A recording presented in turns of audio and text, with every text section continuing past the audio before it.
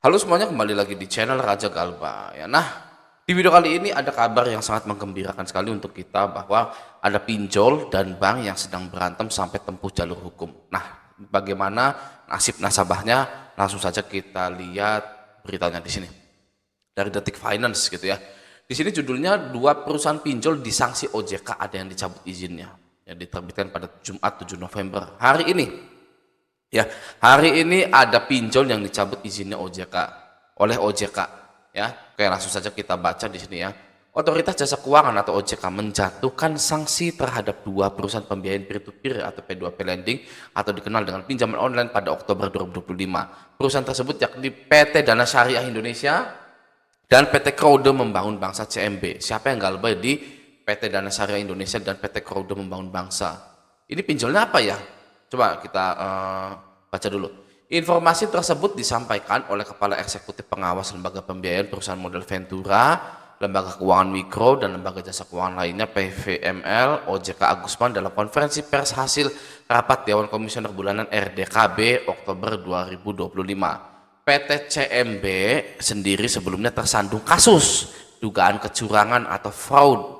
Hal dugaan tersebut dilayangkan oleh PT Bank Jitras Indonesia Tbk BCIC alias Jitras Bank. Melalui gugatan hukum saat ini OJK telah resmi mengenakan sanksi berupa cabut izin usaha. Wow. Ya guys ya, jadi ada pinjol yang melakukan fraud guys ya. Tuh liatin ya kan, kalau DC bilang Anda penipuan, memalsukan dokumen, ini itu, sebenarnya itu adalah cerminan dari pinjolnya guys. Iya, ya misalkan apa? Pokoknya apapun yang dituduhkan oleh DC ke kita itu cerminan pinjol, guys. Ya. Pemalsuan data, pinjolnya, guys, yang memalsukan data ke investor, ke bank, ya kan ya. Lalu apa lagi? Nunggak galbay, nggak bisa bayar. Itu adalah pinjolnya, nggak bisa bayar ke bank, ke investornya, guys. Mau maling kamu ya? Nah, itu lagi adalah sikap atau sifat dari pinjol yang mau maling dana investor. Ya, yang mau maling dana dari bank yang membiayainya. Seperti di sini kasusnya PT Bank Jitras ini.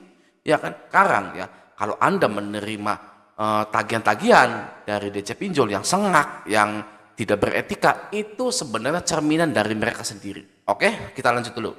OJK mencabut izin usaha PT Kroude Membangun Bangsa atau CMB dikarenakan PT CMB dinyatakan dalam status pengawasan khusus dan tidak dapat melakukan penyelenggaraan terhadap kondisi perusahaan, kata Agusman dalam konferensi pers daring Jumat tanggal 7.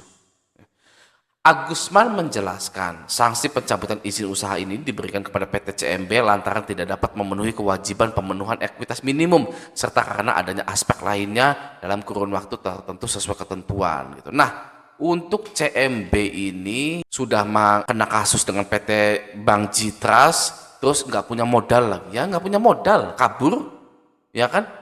Coba bayangkan ya, pinjol itu sudah menipu masyarakat, ya kan, dengan iklan-iklan yang menipu lagi investornya, sampai dia itu kabur guys, kabur ya. Yang bosnya, saya yakin bosnya ya, itu entah orang Cina, entah orang mana, itu kabur guys, ya, bawa uang miliaran itu. Makanya di sini sampai diseret ke jalur hukum.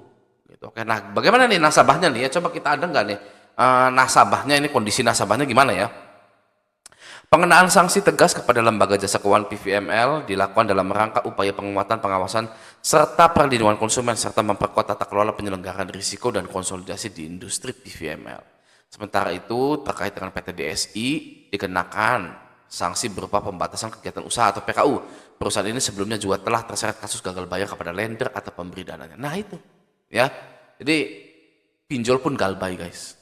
Ya, DC-nya pun galbay. Ya, jadi negara galbay, kita pemerintah galbay ke utang wus, ya kan, galbay utang wus, ya sampai macet, sampai Cinanya, woi bayar hoetang kau itu, ya kan, udah rakyatnya galbay, pinjolnya galbay ke bank, ya kan, galbay ke investor, pemerintahnya galbay ke saya, ya kan, kamu ini, aduh, ya kan Indonesia nih kurang ajar bener, jadi jadi negara nih. Ya kan, kita ini Cina sangat besar, harus Anda hormati, gitu kan ya. Makanya sampah-sampah pinjol itu saya kasih ke kamu, cepetan ya, Jangan dihapusin tuh pinjol-pinjol tuh ya kan. Terus ada di Indonesia.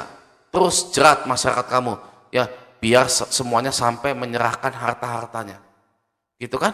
Seperti itu. Ketika harta Anda, sertifikat BPKB, yang sertifikat rumah, BPKB mobil, motor gitu ya, sudah dijadikan ya pembayaran untuk pinjol, lalu pinjol ini investornya dari bank himbara, ya kan, dari bank-bank BUMN, sementara bank BUMN itu punya hutang ke Cina, maka sudah pasti harta Anda itu beralih ke Cina. Ya, ini terdengar seperti konspirasi, ya kan, nggak masuk akal, terlalu jauh gitu ya. Tapi kenapa enggak kita berpikir seperti itu saja, ya kan? Karena kita telah mencurigai kenapa sih pinjol ini tidak dihapus, gitu ya? Sudah menyengsarakan masyarakat, tidak dihapus saja, gitu kan? Makanya kita jadi berpikir ke situ, oke? Nah selanjutnya, OJK telah mengenakan sanksi berupa pembatasan kegiatan usaha atau PKU kepada PT Dana Syariah Indonesia atau DSI sejak 15 Oktober 2025 sebagai tindak lanjut dari tertundanya pengembalian dana maupun pembayaran imbal hasil oleh PT DSI kepada para lendernya. Jelas Agusman. Sebagai informasi, Citras Bank melaporkan tindak pidana penggelapan dan penipuan dalam pembayaran kredit ke petani oleh Kode. Sebelumnya kedua perusahaan bekerja sama untuk penyaluran pembiayaan kepada end user. Oh gitu ya. Jadi kerjasama untuk menyalurkan kredit ke petani gitu ya. Tapi difraudkan oleh Kode gitu kan ya. Ini, petani itu gitu kan. Padahal nggak ada kayaknya gitu. Oke. Selanjutnya, merespon hal ini, kuasa hukum co-founder Crowdy, Yohanes Sugio, ya itulah, ya kan, menegaskan Crowdy telah menjalankan kewajiban sesuai dengan perjanjian kerjasama yang telah disepakati dengan Citras Bank. Perjanjian tersebut mengatur dana dari Citras Bank disalurkan langsung ke rekening para petani yang memenuhi syarat melalui escrow account. Kami memiliki bukti yang cukup untuk menunjukkan bahwa Crowdy telah menjalankan tugasnya dengan baik, termasuk dalam hal transfer dana kepada para petani yang berhak menerima pembiayaan, ujar Mahatma dalam keterangannya. Dalam kesempatan terpisah, Kepala Eksekutif Pengawas Perbankan OJK Dian Ediana Rai mengatakan pemberian kredit oleh bank kepada Crowdy tersebut telah menjadi perhatian pengawas sejak 2024 dan dalam pertemuan high level meeting rencana bisnis bank 2025. OJK senantiasa melakukan tindakan pengawasan dan pemeriksaan yang mendalam dengan meminta bank meningkatkan kualitas pengelolaan risiko dan tata kelola pemberian kredit kepada dan atau melalui perusahaan finansial teknologi peer-to-peer lending, fintech, P2P lending, kata Dian dalam keterangan tertulis dikutip Selasa. Nah guys ya, OJK di sini telah mengawasi dan memeriksa mendalam, ya kan. Anda kalau mau menyadari satu hal ya, OJK itu tidak pernah memeriksa nasabah guys, ya. OJK tidak pernah memeriksa nasabah, ya. OJK hanya selalu memeriksa, mengawasi pinjol-pinjol ini. Kenapa? Karena nasabah itu tidak bisa berbuat curang, ya.